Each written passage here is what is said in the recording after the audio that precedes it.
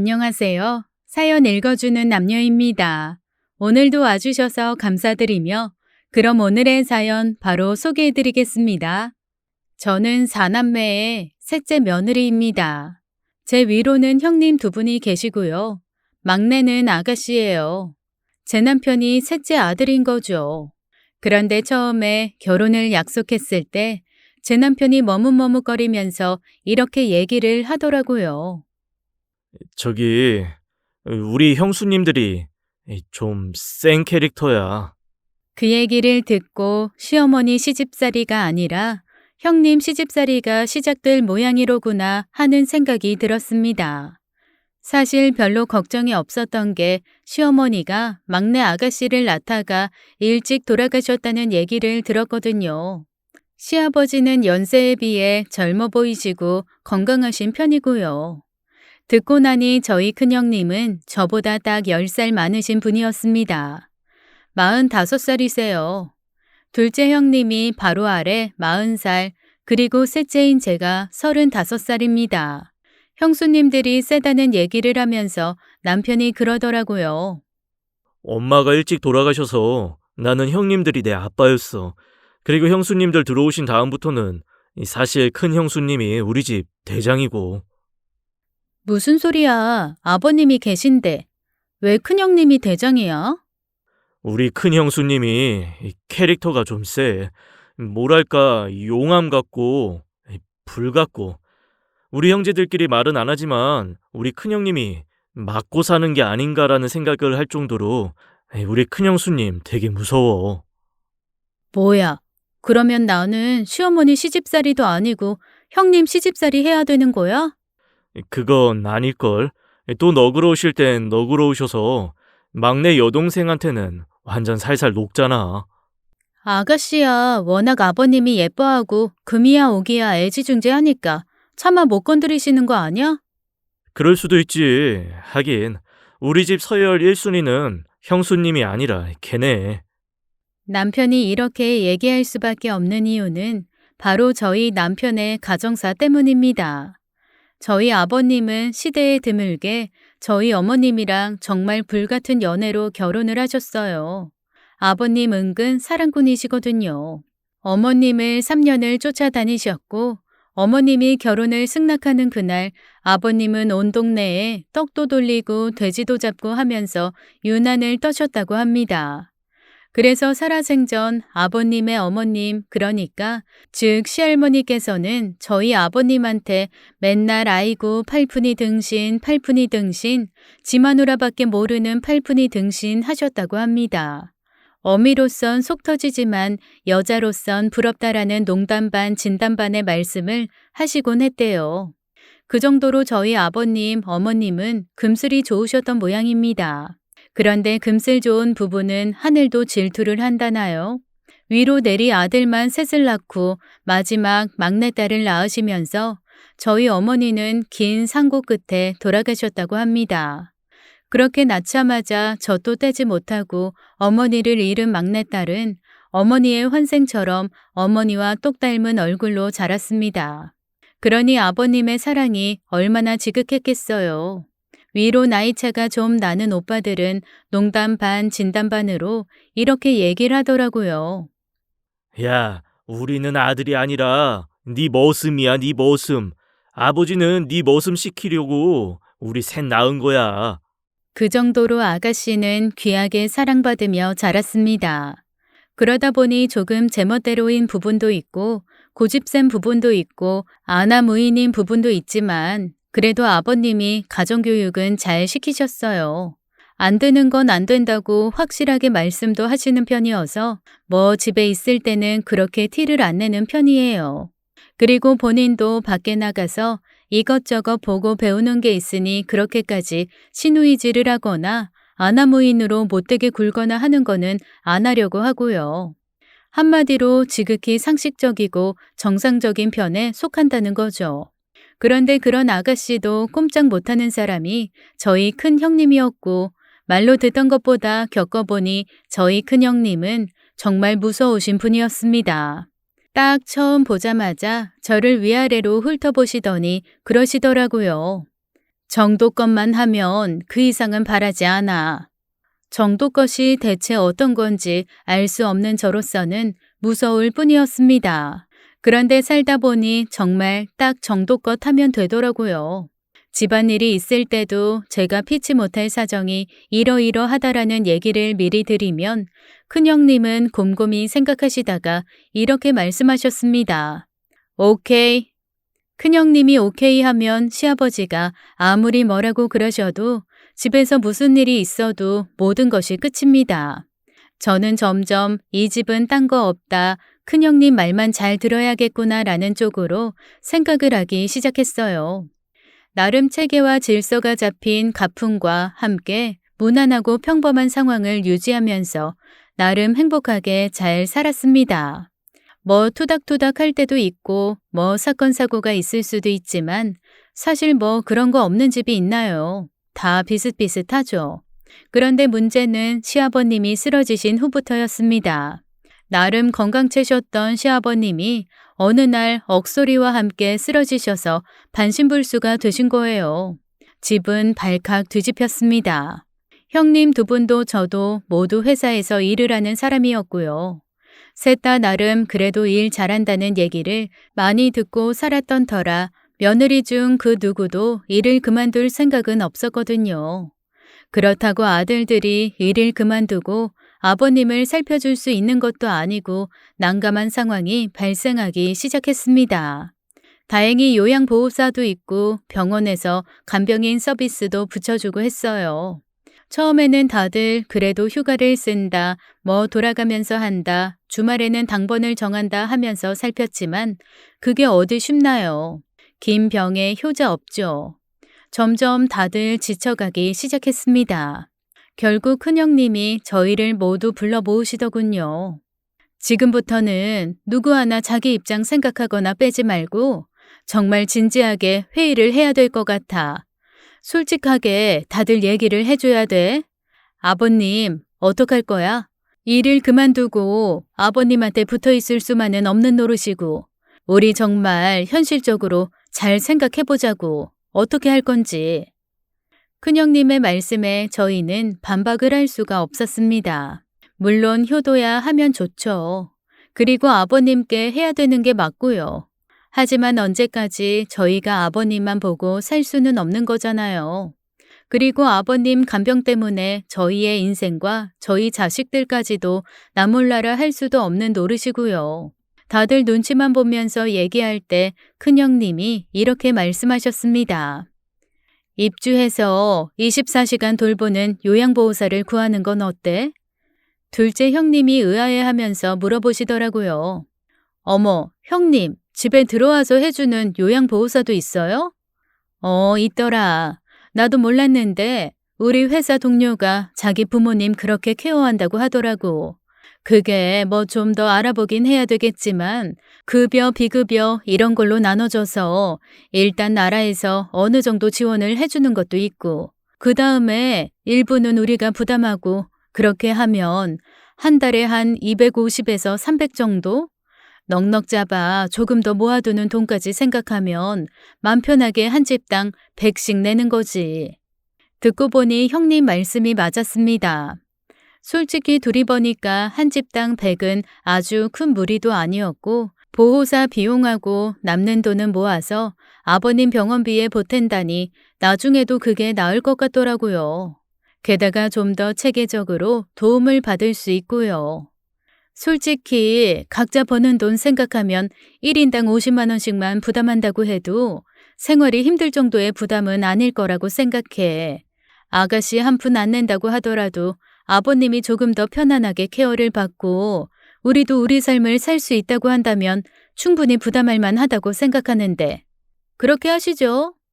어떻게 남자들은 한마디도 못하는지 큰형님께서 통장 번호 만들어서 돌릴 테니 다음 달부터 거기다가 그냥 한 집당 100만 원 입금하라고 하니 일제히 대답은 잘 하더라고요. 형님이 그렇게 말씀하시는 거면 이미 저희는 끝난 겁니다. 돌아오는 길에 남편이 그러더라고요. 당장 조금 부담스럽긴 한데 그래도 아버님 일일이 우리가 모실 수 있는 것도 아니고 형수님 말이 맞겠지. 형님 말이 맞는 것 같아. 그렇게 해야지 뭐. 그냥 나랑 자기랑 한 사람당 50만 원씩이라고 생각하면. 에휴, 그래. 아버님 사시는 동안 그렇게 해서라도 케어할 수 있으면 감사하지 뭐. 고맙다. 그래도 너 네가 힘들게 버는 돈 선뜻 50씩 내놓기 쉽지 않을 텐데. 무슨 말을 그렇게 해. 그래도 애들이랑 그럼 주말에 한 번씩 놀러 갈 수도 있고 그렇겠다. 그치? 근데 뭐 계약해봐야 알겠지만 보호사가 주말마다 계속 있는 건 아니고 주말에는 또 휴가도 가고 뭐 그래야 되는 것 같은데 그럴 땐 뭐 다른 사람 구해서 교차로 일하게 하겠지. 형님이 알아서 하실 거야. 가끔 형님이 좀 깡패 같기는 한데, 그래도 이럴 때는 형님 아니면 일이 안 되겠다 싶기는 해. 맞아. 우리 형제들 은근 물러서 사실 이런 결정 누가 좀 팍팍 해줘야 되는데 형수님이 딱 제격이야. 뭐 어쨌든 요양보호사 좋은 사람 들어왔으면 좋겠다. 그러게. 근데 뭐 거의 연세 있으신 분들 아닌가? 하긴 들어보니 요즘 입주 요양보호사는 젊은 사람들도 많이 하긴 한다더라. 어떻게 잘 구해보도록 형님이 애쓰시겠지. 그래. 일단 형수님 믿어보자. 그로부터 며칠 뒤 형님한테 호출이 왔습니다. 아버님 요양보호사 구했고 면접 볼 거니까 다들 와서 참여하라는 거였어요. 형님의 호출이니 일제히 뛰어갔죠. 어라, 근데 저희 생각보다 훨씬 더 젊고 예쁜 사람이 생글생글 웃으면서 앉아있더군요. 안녕하세요. 네, 안녕하세요. 어머, 생각보다 되게 젊으시다. 네, 간호학과 나와서 요양보호사로 오랫동안 일하고 있어요. 저기, 결혼은 어떻게? 네, 결혼은 안 했어요. 부모님이 오랫동안 편찮으셔서 제가 부모님 돌보느라고 요양보호사를 했거든요. 그래서 그냥 부모님 돌아가신 후에도 계속 요양보호사 하고 있어요. 아, 그래서 입주를. 네네. 어르신들 옆에서 잘 케어하면서 지내는 게 저한테는 적성에 맞고 좋더라고요. 그럼 혹시 나이가? 네, 올해 40입니다. 40살 그녀는 누가 봐도 저보다도 어려 보이게 예뻤고 5살 터울인 큰형님과는 꼭 엄마와 딸처럼 보일 정도로 젊었습니다. 동갑인 둘째 형님은 살짝 떨떠름한 얼굴로 먼 곳만 보시더라고요. 큰형님은 사람 구하기가 너무 힘들기도 한데 워낙 협회에서 추천을 해주셨다며 모두에게 의견을 물었습니다. 사람 앞에 두고 토론하는 꼴이 좀 우습기는 했지만 저희는 그냥 형님이 괜찮다고 하시면 괜찮다며 고개를 끄덕였죠. 평소에도 의심 많고 잔소리 잘하는 둘째 형님만 마뜩찮은지 위아래로 눈치를 보다가 슬그머니 그 보호사에게 물어보더라고요. 근데 되게 젊으셔서 어떻게 저기 일을 잘하실 수 있을까? 우리 아버님 그래도 덩치가 좀 있으셔서 요령도 좀 있고 하셔야 될 텐데. 네, 저 요양보호사 경력 10년 넘었고요. 아까 말씀드렸다시피 제가 간호학과 출신이라 의료적인 케어도 가능하고 치매 요양보호사 자격증도 별도로 확보를 해서요. 아버님 혹시 편찮으셔서 선만 같은 거 오실 때 제가 잘 응대할 수 있어요. 한번 믿고 맡겨봐 주세요. 잘할 수 있습니다. 아우, 네. 뭐 안 믿는 건 아닌데 저희로서는 너무 뭐랄까 스펙이 좋으신 분이 오셔서 감사하기도 하고 좀 당황스럽기도 하고 그렇달까요? 둘째 형님이 살살 눈치를 보면서 이렇게 말씀을 하시더라고요. 하긴 저희도 모두 똑같은 생각이었습니다. 그날 돌아오는 길에 제 남편이 그러더라고요. 아니 그렇게 젊고 예쁜 여자가 대체 왜 남의 집에 들어와서 어른 돌보는 일을 하겠다는 거야? 아이 희한하네. 그게 그 사람 천직이고 잘하고 좋아하는 일일 수 있지. 우리야 고맙지 뭐. 그걸 갖고 뭘 자꾸 그렇게 다들 얘기해? 아니 뭐 그냥 다들 뭐 그렇게 얘기하고 그러는 게 아니고 아휴 우리야 고마운 거지. 그래 고맙다고 생각하고 그냥 넘어가자. 다들 왜 그런지 모르겠네. 저는 별 생각 없이 그렇게 툭 말을 내뱉었습니다. 그런데 정말 그때부터 조금씩 왜 그런지 모를 이상한 일이 생기기 시작했어요. 주말마다 원래는 쉬게 하는 게 요양보호사 조건이거든요. 주 5일이나 6일 근무를 하고 하루는 휴무, 이런 식으로요. 그런데 한 몇 주 정도 일한 후에 이분이 그러시는 거예요. 아버님을 제가 떠나는 게 마음이 불안해서요. 제가 휴무가 필요하면 따로 말씀드릴 테니까 그전에는 별도로 휴무 챙기지 않으셔도 될 것 같아요. 그러면 그냥 휴일 없이 계속 저희 아버님을 돌보시겠다는 건가요? 네, 그렇게 할게요. 순진한 제 남편은 그러더군요. 되게 직업의식이 투철하신 분이었네. 어떻게 쉬지 않고 그렇게 아버지를 돌본다고 하지? 그 얘기를 듣고 평소에도 말 많고 가십 좋아하는 저희 둘째 형님은 저한테 전화해서 이러시더라고요. 그 여자 우리 아버님 홀리려는 거 아니야? 아우, 형님. 저희 아버님 지금 침대에서 일어나시지도 못하는데 홀리긴 뭘 홀리겠어요. 뭔가 아버님이랑 데이트라도 할 수 있거나 얘기라도 나누거나 그래야 홀리죠. 하긴 그래. 우리 아버님 지금도 몸 절반밖에 못 쓰시는데. 하긴 홀리고 뭐 그런 건 아니겠지. 형님, 드라마 너무 많이 보신 거 아니에요? 형님 아침 드라마 좀 끊으세요. 아침 드라마만큼 재밌는 게 어딨는데 그래? 그거 막장이라고 욕하면서도 진짜 보다 보면 빠져서 본다. 어쨌거나 저는 그분 덕에 주말에 시간 아버님한테 안 보내고 제가 쓸 수 있는 거 감사해요. 애들이 그러더라고요. 우리 네 식구가 이렇게 놀이공원 놀러 온 거 태어나서 처음인 것 같다고. 너무 좋아하는데 애들한테 좀 미안하기도 하고 그분에게 좀 고맙기도 하고 그러더라고요. 그래, 우리는 그냥 고마움만 가지고 살자. 그래도 저기 아버님 한번 들여다보긴 해야 하니까 다음 주쯤 혹시 시간 어때? 같이 갈래? 네, 어차피 시간 다 맞춰서 한꺼번에 가는 것도 괜찮을 것 같아요. 저희는 그렇게 둘째 형님과 전화를 한 후 첫째 형님과도 통화해서 시간을 맞췄습니다. 그리고 요양보호사를 들인 지 2달 만에 처음으로 아버님을 가서 뵙게 되었어요. 그동안 아버님한테 가려고는 했는데 요양보호사가 그러더라고요. 집에서 요양을 하는 거긴 하지만 이때까지와는 다른 시스템으로 요양사와 함께 새로운 삶을 시작하고 거기에 맞춰가야 한다고요. 그동안은 가족들이 오지 않고 일단 요양보호사와 합을 좀 맞출 수 있는 기간을 주시는 게 좋을 것 같다고요. 뭐 듣고 보니까 나름 타당한 말일 것 같기도 해서 저희는 그동안 아버님을 찾아뵙지 않았었습니다. 큰형님만 일하는 아주머니 통해서 감시 아닌 감시를 하고 계셨고요. 그렇게 2달 만에 아버님을 찾아뵙는 날, 글쎄 아버님이 휠체어를 타고 앉아서 저희를 맞아주시는 거예요. 너무 놀랐습니다. 아버님이 너무 건장하셨거든요. 나 충분히 건강해졌다. 조만간 걸을 수도 있을 것 같아. 저희는 너무 놀래서 입을 쩍 벌린 채 아버님을 멍하게 보고만 있었습니다. 그도 그럴 것이 삐쩍 말라서 저희 목소리도 못 알아듣고 누워만 계시면서 한쪽으론 침을 흘리시고 한쪽으로는 오줌똥 흘리며 누워 계셨었는데 아버님이 휠체어에 앉아서 살이 뽀얗게 오른 얼굴로 저희를 보시면서 웃는데 안 놀랄 수가 있나요? 아버님은 정신도 너무나 선명하셨습니다. 저희한테 옛날에 있었던 일을 하나하나 말하면서 놀리시는데 세상에 주책맞게 눈물이 나려고 하는 거예요.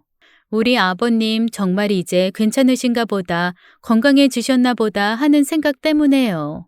형님들도 놀라신 건 마찬가지였던 듯 했습니다. 큰형님이 요양보호사한테 그러더라고요. 선생님 덕입니다. 감사해요.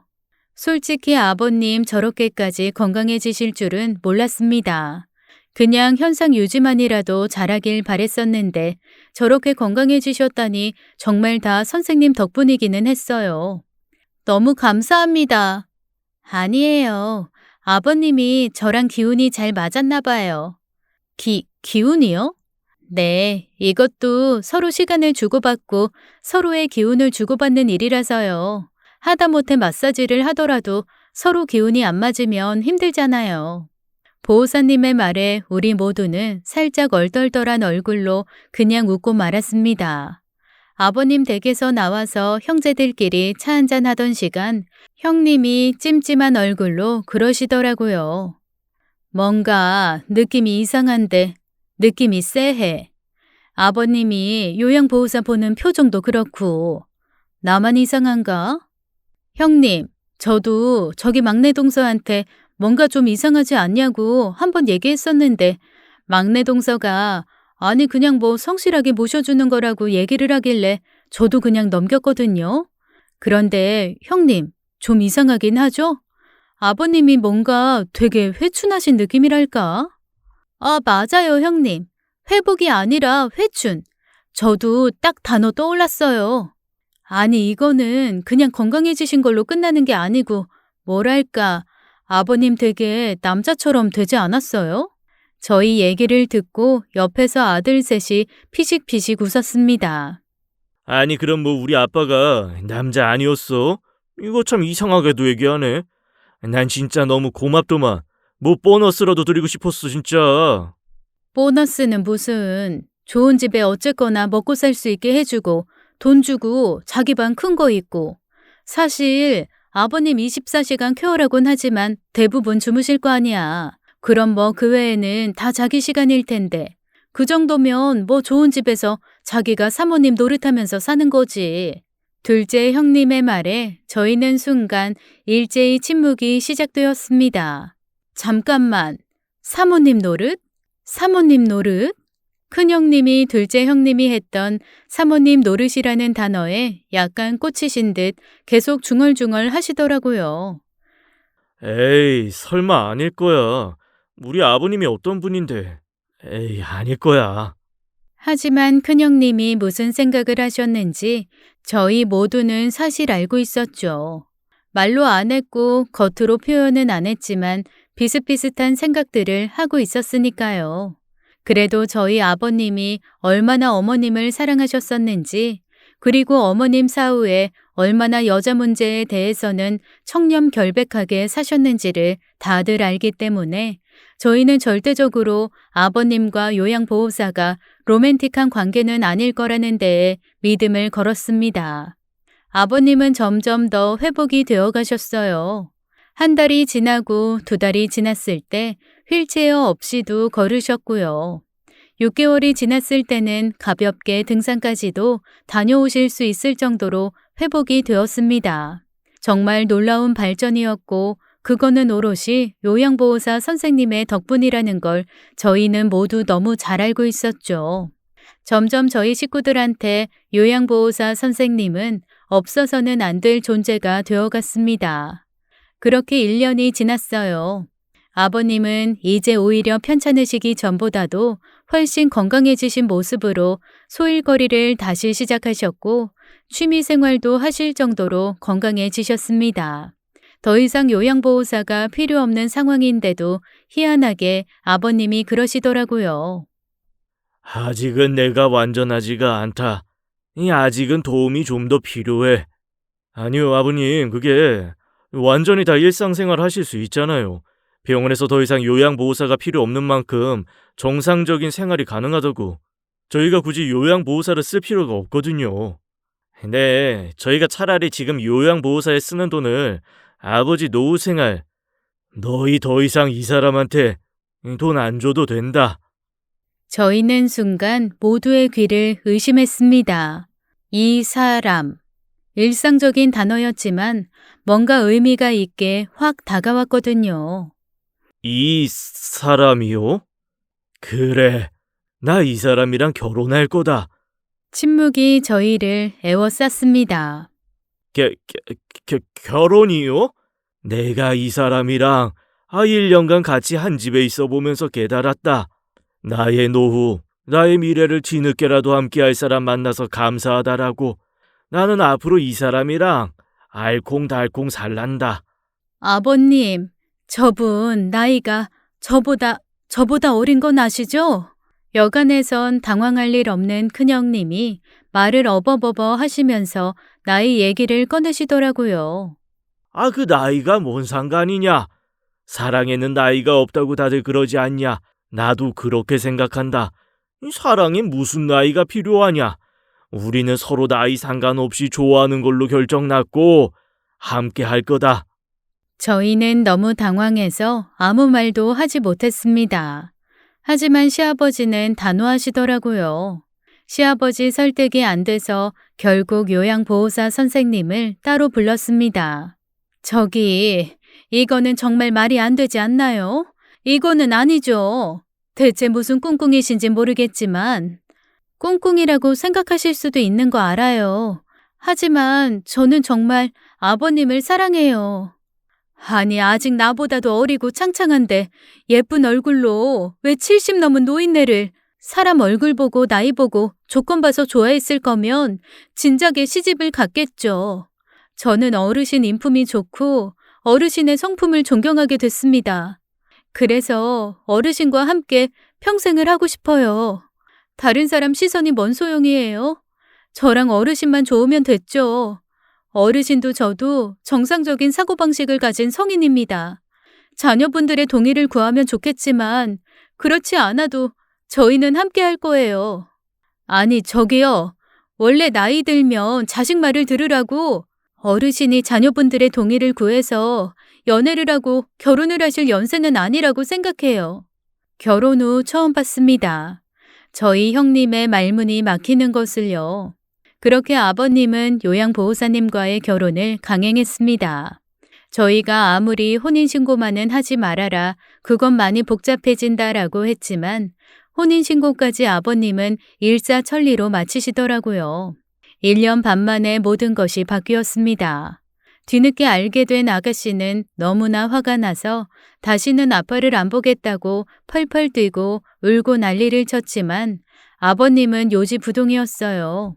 한 번도 아가씨에게 이겨본 적 없는 아버님이 이번만큼은 너무나 냉정하시더라고요. 내가 그동안 30년이 넘게 너만 보고 살았다. 이제 다른 사람을 봐도 된다고 생각해. 아빠, 그게 무슨 말이에요? 나도 얼마 남지 않은 인생, 내가 보고 싶은 사람, 내가 보면서 살겠다고. 이젠 더 이상 자식들한테 매여 살지 않을 거다.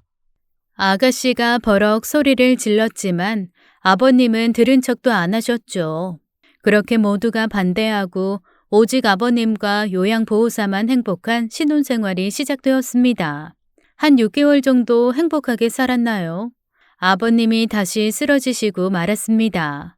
저희는 아버님이 쓰러지신 것보다 요양보호사가 대체 아버님을 어떻게 할지 그게 훨씬 더 걱정이 되었어요. 아버님은 정신을 차리지 못하셨고 병원에서도 그냥 병원에 계시나 아니면 집에서 바이탈 기계와 함께 요양을 하시나 별 차이가 없을 것 같다고 얘기를 하더라고요. 쉽게 말해 큰 병으로 인해 병원에서 딱히 치료를 할 수 있는 것이 아니라 그냥 노안이시고 점점 사그라드시는 과정에 들어섰다는 거죠. 그래도 병원에 모시자는 둘째 형님의 부부와 굳이 병원에 병원비 들이면서 모실 필요 있냐? 어차피 요양보호사가 시어머니로 있으니 그냥 집에서 편하게 있는 게 낫지 않겠냐라는 큰형님과 서로 의견이 갈렸습니다. 의사는 병원에서도 딱히 좋아질 거라는 보장이 없다고 했고요. 그러자 시어머니가 그러시더라고요. 내가 어떡하든 살려놓을게. 병원에서 안 된다고 한 걸 뭐 어떻게 하시려고요? 퉁명스러운 아들들의 말에도 시어머니는 내가 살리겠다며 시아버지를 긋고 집으로 모시고 왔어요. 그리고 그날부터 시어머니의 정말 지극정성이 시작되었습니다. 물론 둘째 형님이랑 큰형님은 지극정성 쇼하는 거라고 했지만 저는 저 정도 쇼면 쇼를 하는 자체도 상을 줘야 된다고 생각할 만큼 시어머니의 지극정성은 꾸준했어요. 매일 몇 시간씩 시아버지를 주물러주고 말 걸어주고 햇빛 들면 그늘로 옮겨주고 너무 그늘지면 햇빛 은은하게 드는 대로 또 자리에 옮겨주고 정말 10분 20분마다 몸 뒤집어주면서 시아버지 욕창 안 생기게 관리를 했습니다. 누워서라도 산책해야 된다고 어디서 맞췄는지 반쯤 눕고 반쯤 앉을 수 있는 희한한 모양의 침대 같은 휠체어를 사다가 시아버지를 거기 태워서 동네 한 바퀴 돌고 오는 것도 하루에 2-3번씩은 꼭 했습니다. 처음에는 젊은 여자가 돈 노리고 들어왔다고 욕하던 동네 어르신들도 나중에는 저희한테 그러시더라고요. 아, 사남매 그렇게 열심히 키우더니 이 말년에 아주 큰 복이야. 세상에 자식도 못하는 걸 아유 어쩜 저렇게 지극정성으로요. 새어머니에게 잘해야 된다. 동네 사람마다 시어머니 칭찬이었습니다. 물론 저희는 얘기를 들으면서 기분이 썩 좋진 않았죠. 뭔가 떨떠름했거든요. 저희 아가씨의 시비도 골칫거리였고요. 저희 아가씨 나름 시아버지한테 많이 사랑받고 자라서 그래도 막내딸 치고는 괜찮은 성품으로 자랐다고 생각했는데 세상에 그게 아니었더라고요. 가려져 있던 오만 꼬라지가 다 나오기 시작했습니다. 얼마나 저희 시어머니한테 못되게 하는지 제가 다 민망할 지경이었어요. 집에 가서 이것저것 뒤집어 엎는 거는 물론이고 시어머니한테 폭언을 퍼붓지를 않나 정말 못할 말을 하질 않나 제가 말려서 오히려 데리고 나온 적이 한두 번이 아니었습니다. 종국에는 이런 말까지 하더라고요. 우리 아빠 재산 노리고 일부러 접근해서 아빠 후린 다음에 당신이 뭐 잘못 먹여서 우리 아빠 쓰러뜨린 거 아니야? 아무리 그래도 그렇지 그런 말까진 아니잖아요. 물론 솔직히 말씀드리면 저도 그런 상상을 안 한 건 아니었습니다. 그런데 사람이 보면서 느껴지는 게 있잖아요.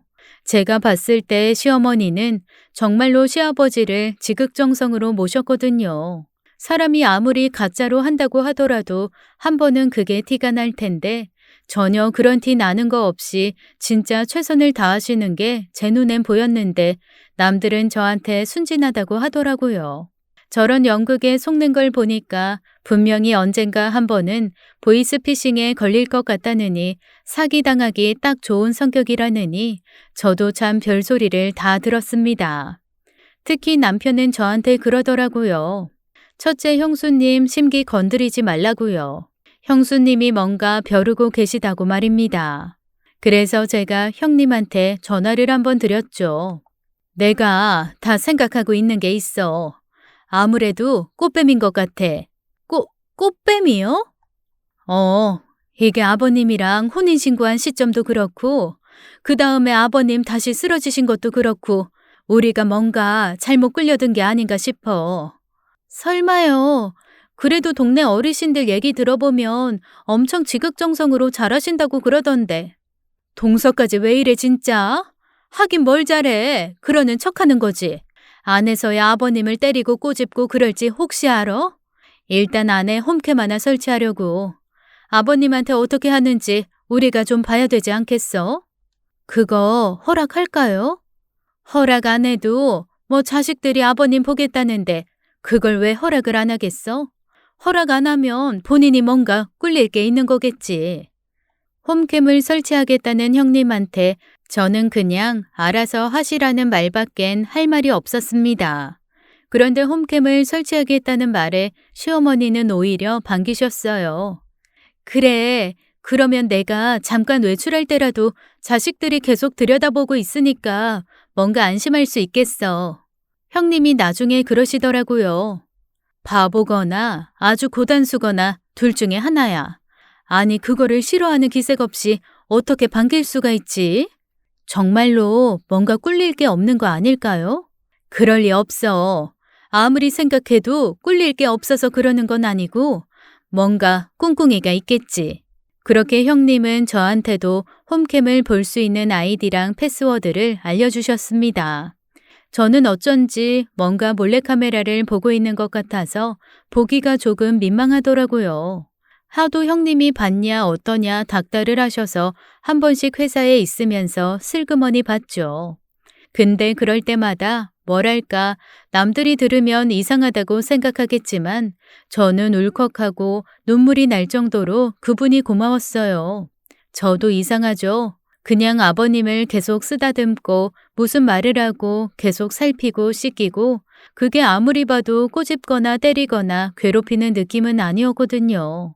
그래서 몇 번 보다가 이건 진짜 그냥 보는 사람이 오히려 이상해지는 것 같아서 보다가 말았습니다. 그런데 어느 날 저희 형님한테 득달같이 연락이 왔어요. 당장 홈캠을 보라는 거예요. 놀라서 열었더니 홈캠에 저희 시어머니가 저희 시아버지를 앞에 두고 너무나 즐겁게 노래를 부르고 있는 게 보이는 거예요. 누가 봐도 행복한 얼굴이었습니다. 저희 시아버지는 숨을 헉헉 몰아쉬며 힘든 얼굴이었고요. 저희는 일제히 아버님 집으로 뛰어갔습니다. 그리고 문을 벌컥 열고 들어갔죠. 아버님은 산소 호흡기를 끼고 헉헉거리면서 힘들어하고 계셨고 앞에서 시어머니는 웃으면서 노래를 하고 계시더라고요. 저희가 뛰어 들어오는 걸 보고 시어머니는 깜짝 놀란 얼굴이었습니다. 내가 이럴 줄 알았어. 이 꽃뱀 같은 년. 저희 큰형님이 버럭 소리를 지르면서 시어머니에게 달려들었습니다. 그리고 시어머니의 머리채를 잡고 흔들기 시작했죠. 아니, 저렇게 힘들어하는 아버님 앞에서 춤추고 노래를 해? 그래, 우리 아버님 돌아가시면 재산이 다 너한테 갈 것 같지? 그래서 그렇게 신이 났지? 너 오늘 딱 들켰어. 네가 우리 아버님한테 이때까지 어떤 연기를 했는지 모르겠지만 이거는 빼박이지, 빼박이야. 큰형님은 시어머니가 변명할 기회조차 주지 않고 달려들어서 머리채를 휘어잡았습니다. 그리고 둘째 형님도 같이 달려들어 큰형님을 돕기 시작했죠. 저는 오히려 너무 당황해서 그래도 다들 말로 하세요, 말로 하세요 하면서 말리는 편이었고 멍청한 아들 셋은 서가지고 어버버한 채 상황을 보고만 있더라고요. 그게 아니라는 시어머니 말은 듣지도 않고 두 형님은 계속 시어머니를 잡았습니다. 나이도 어린 게 네가 우리 아버님이랑 결혼했다고 해서 정말로 시어머니인 줄 알아? 너 당장 네 스스로 재산 다 포기한다는 각서 쓰고 나가. 안 그러면 경찰에 살인 미수죄로 고발할 거야. 살인이라뇨? 그게 무슨 말이에요? 야, 네가 우리 아버님을 제대로 모셨는지 아니면은 죽기 기다리면서 이것저것 쓸데없는 거 먹이고 괴롭혔는지 알게 뭐야? 지금 네가 이렇게 우리 아버님 편찮으신데 앞에서 춤추고 노래하는 거 이거 다 증거 아니겠어? 우리 아버님 죽어라 죽어라 하고 지금 기원하고 있는 거지? 형님은 누구도 말릴 수가 없었습니다. 결국 형님의 대거리는 머리채를 한 줌 쥐어 뜯어놓고 앰뷸런스가 와서 아버님을 모시고 가는 그때서야 끝이 났어요. 저희는 모두 어안이 벙벙한 채 집으로 돌아왔죠. 집으로 돌아오는 길에 남편이 그러더라고요. 와, 진짜 어떡해. 한길 사람 속은 모른다더니 나는 그래도 어머님을 좀 믿었다. 저분을 좀 믿었어. 나는 아무리 생각해도 믿어지지가 않아. 뭔가 이유가 있지 않을까? 야, 저거는 아니지. 다 쓰러져 가는데 아버지 앞에서 춤추고 노래한 거 저걸 어떻게 믿냐? 저건 빼박이지. 왜 그러셨을까? 근데 동네 어르신들 말 들어보면 진짜 자식보다 낫게 관리를 하셨던데. 원래 사기를 치려면 앞에 이렇게 공사 친다는 말 있잖아. 다 그런 거였지. 너 이렇게 순진해가지고 대체 앞으로 어떻게 살래? 야, 내 마누라지만 진짜 착한 거냐? 멍청한 거냐?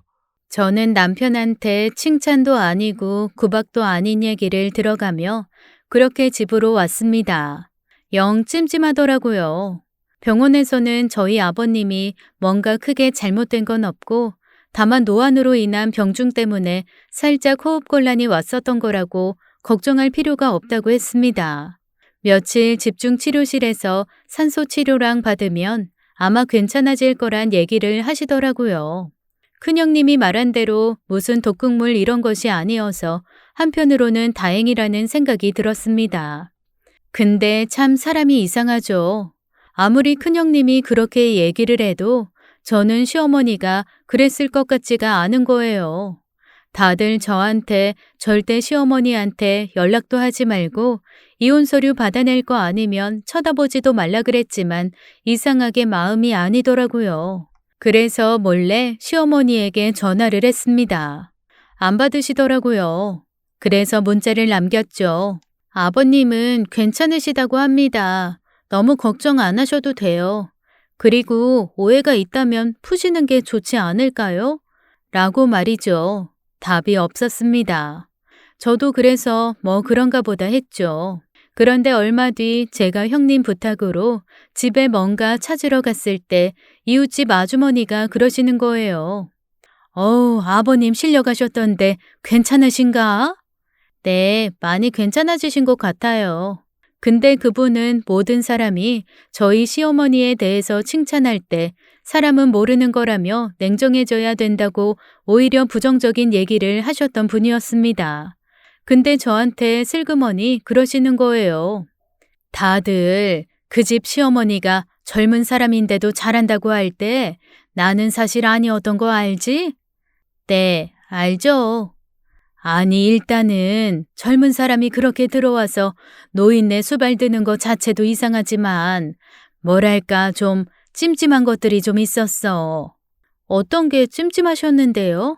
아니, 왜 저기 젊은 사람이 자기 아버지 이렇게 돌보면서 혼자서 그렇게 웃고 춤을 추고 그러더라? 저희 아버님 앞에서요? 누가 봐도 아버님 힘들어서 씩씩거리는데 앞에서 춤추고 노래하고 있더라고. 아, 처음이 아니었구나. 처음이 아니었다니 그게 무슨 얘기냐며 꼬투리 하나 잡았다는 듯이 집요하게 묻는 이웃 아줌마에게 저는 그냥 자초지종을 말씀드렸습니다. 사실은 저희 시아버지가 쓰러지시던 날 홈캠으로 저희 시어머니가 덩실덩실 춤추는 거를 저희 형님이 보고 바로 흥분해서 쫓아갔던 거라서요. 그랬더니 그분은 옳다구나 하면서 그때서야 많은 얘기를 쏟아내시더라고요. 안 그래도 자기도 이상했다. 그렇게 아픈 사람 앞에서 희죽희죽 웃는 거 나는 이해를 못하겠다 같은 얘기였죠. 저는 그냥 네, 알겠습니다 하는 심정으로 조용히 들었습니다. 그랬더니 또 얘기하시는 거예요. 그리고 그 집에 남자 하나 드나들었던 거는 알아? 금시초문이라서 되물었더니 그분이 그럴 줄 알았다는 듯 말씀하시더라고요.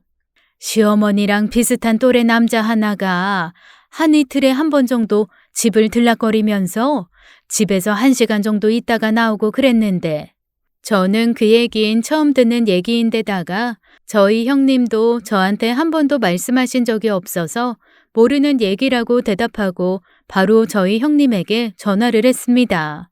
형님, 저기 죄송한데요. 제가 지금 아버님 댁에 잠깐 왔는데 여기 이웃분이 이상한 얘기를 하셨어요. 저희 아버님 댁에 일주일에 2번 정도 남자가 들락거렸다고 하던데요. 남자? 홈캠에는 안 찍혔는데. 잠깐만, 아버지 집 마당 쪽에 우리 방범 카메라 예전에 설치했었지? 네, 그때 동네에 도둑 든다고 해가지고 설치한 적 있어요. 그래? 그거 한번 보자. 나 그거 볼 생각을 못했네. 아버지가 쓰러지시기 얼마 전에 주택가만 집중적으로 터는 강도가 있다는 얘기를 듣고 방범 카메라를 하나 설치한 적이 있었거든요. 그런데 누가 방범 카메라를 매일매일 들여다보나요? 한 번도 들여다볼 생각을 안 하다가 이웃 아줌마의 말씀을 듣고 그때 처음으로 방범 카메라를 들여다보게 된 거죠. 그리고 방범 카메라를 본 저희 모두는 기절을 하게 놀라고 말았습니다. 이웃집 아주머니가 얘기한 대로 40대 혹은 30대 정도로 보이는 남자가 저희 시어머니에게 뭔가를 전해주고 있더라고요. 한두 번이 아니었습니다. 정말로 이틀에 한 번꼴로 무슨 봉투를 하나씩 전해줬는데 뭐랄까 검은색 봉지인데 고등어 2~3마리 정도 들어있을 것 같은 부피감 정도 될까요? 그런 봉투를 항상 전해주더라고요. 때로는 2개일 때도 있었고 하나일 때도 있었고 조금 클 때도 있었고 작을 때도 있었지만 대부분 평균 정도 사이즈의 봉투였습니다. 그리고 봉투를 준 후에는 항상 저희 시어머니를 한 손으로 안고 토닥토닥 안아주더라고요. 때로는 2손으로 안는 적도 있었고 볼을 감싼 적도 있었고요. 누가 봐도 다정한 모습이었습니다.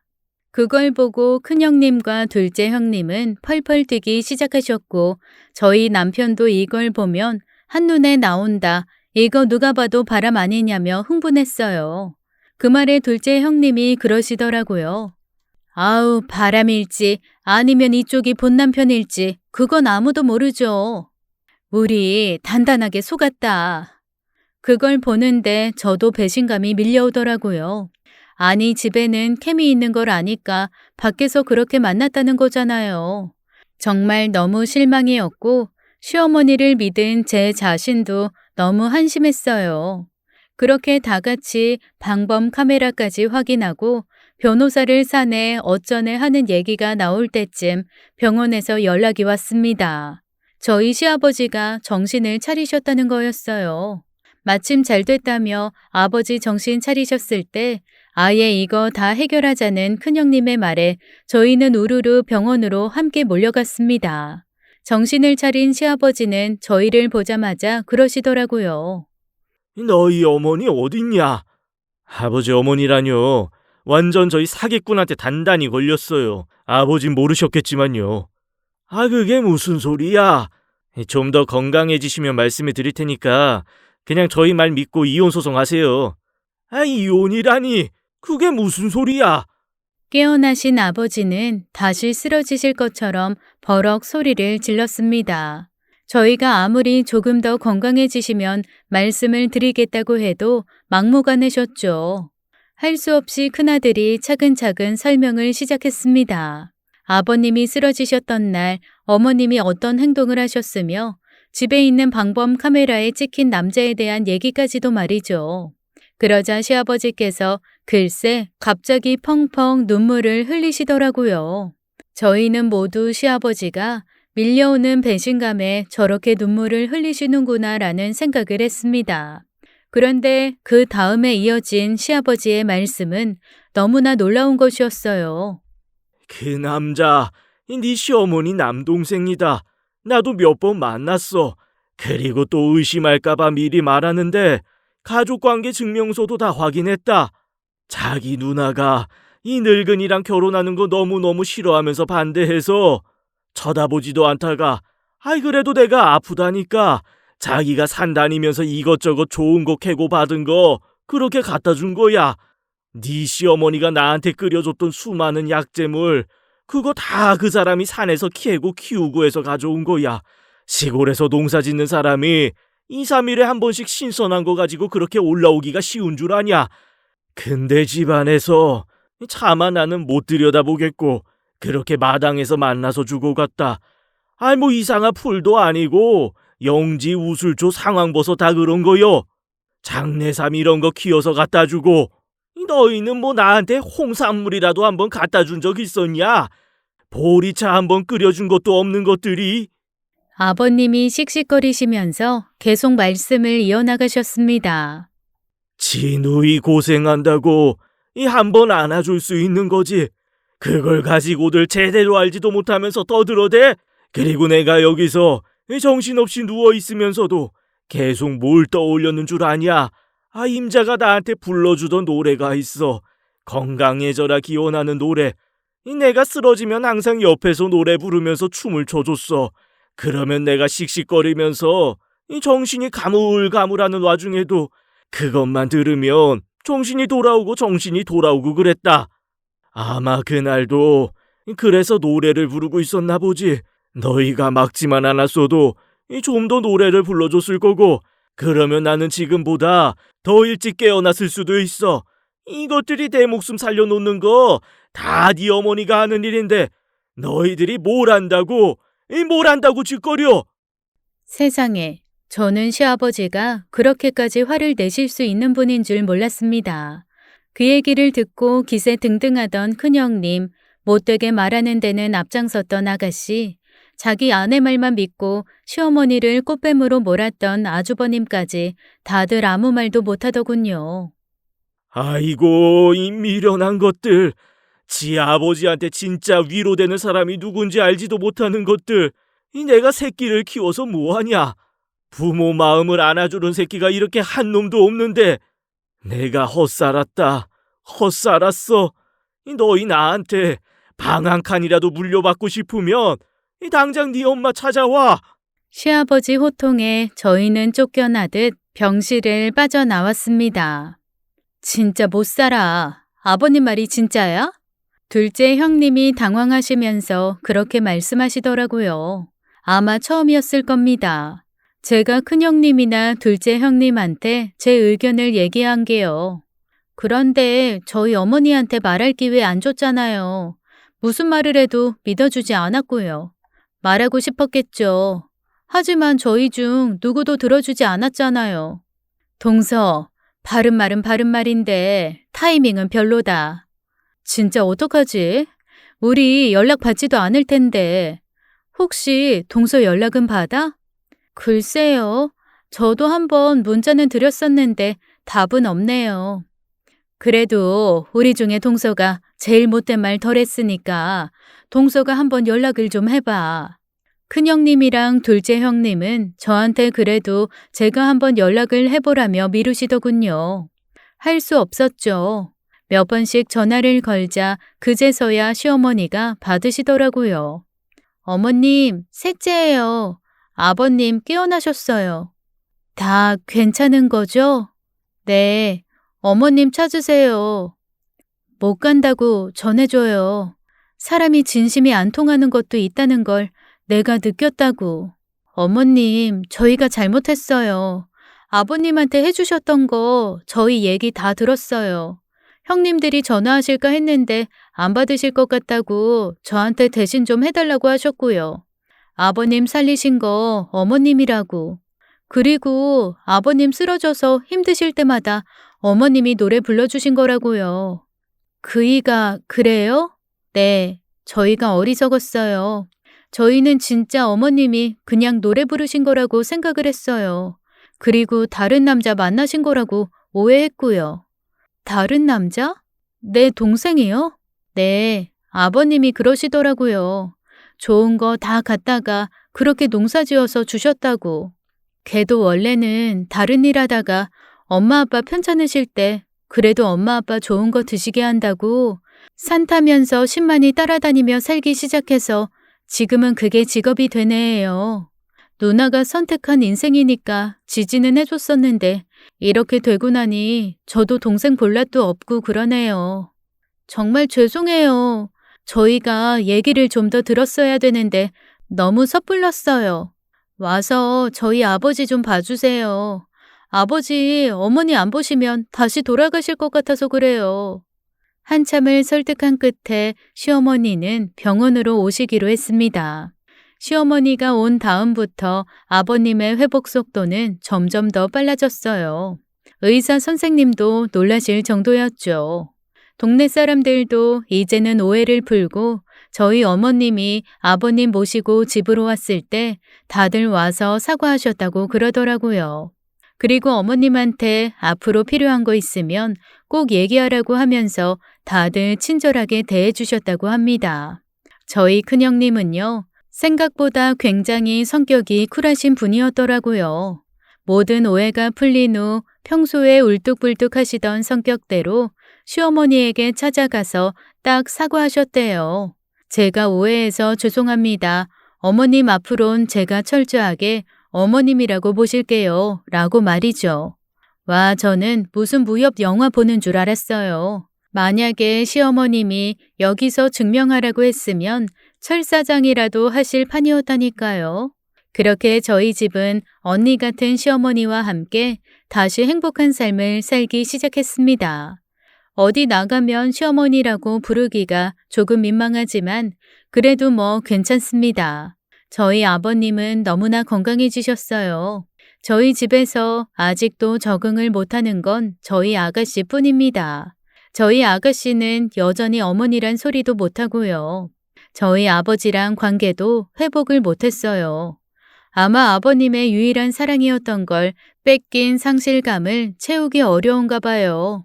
그래도 워낙 시어머니가 지혜로우셔서 아가씨한테 잘해주고 계시고 조금씩 아가씨도 시어머니에게 마음을 여는 것 같으니 조만간 함께 가족여행 가는 것을 꿈꿔봐도 되지 않을까라는 야무진 생각을 하고 있습니다.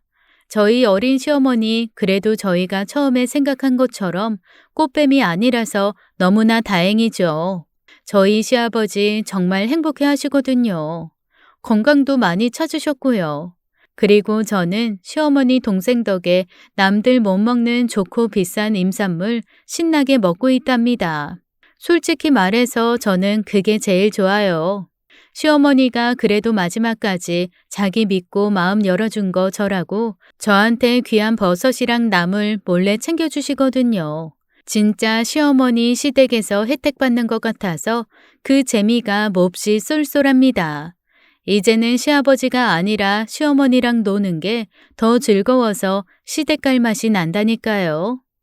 지금까지 사연 읽어주는 남녀였습니다. 끝까지 함께 해주신 여러분 감사드리며 저희는 다음 사연으로 돌아올게요. 감사합니다.